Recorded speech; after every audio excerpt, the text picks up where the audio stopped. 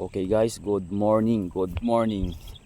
Nandito tayo ngayon sa ating munting palayan. Yan. Ito guys is 27 days niya na ngayon mula nalipat tanim. Okay. Nakapag-apply na tayo dito ng abono, yung basal, at nakapaghagis na rin tayo ng pangalawang pag-aabono. Ngayon sa susunod mag-aabono tayo ulit dito at nakapag-spray na rin tayo ng 2 beses sa foliar fertilizer. Yan. Yung mga nagtatanong kung ano yung gamit kong foliar, message nyo lang dyan sa comment section at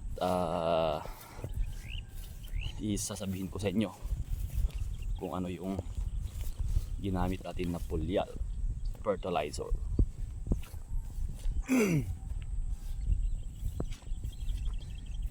Ang variety pala natin guys is Lumping 2096. Yan. First time namin dito na gamitin itong Lumping hybrid rice.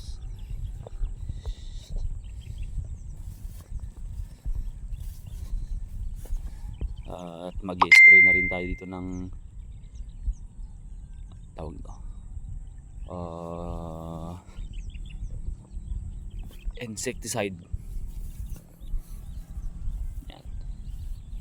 Kasi may nakikita tayong uod, yung sa Ilocano is arabas, yung kulay green. Yan, at saka may nakikita tayong mga paro-paro. Kaya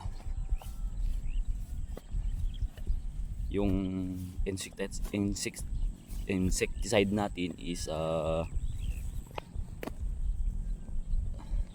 paparisan natin ng pang paru-paro.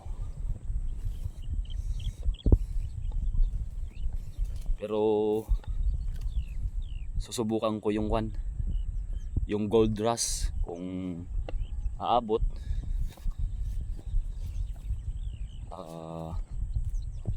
Gagamitan ko siya ng gold rush, pero sana aabot kasi mukhang alanganin, parang hindi aabot yung gold rush natin guys.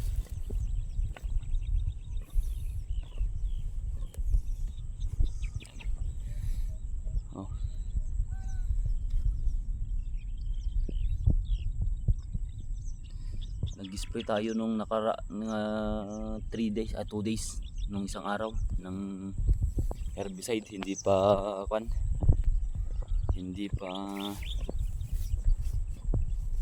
naramdaman ng kasi may kunting mga damo-damo. Yan. Ating nisprayan. Pero ramdam na niya. Okay guys, 27 days Lumping 2096. At ating papasukan ng tubig para kahit hindi natin tignan, may tubig pa rin.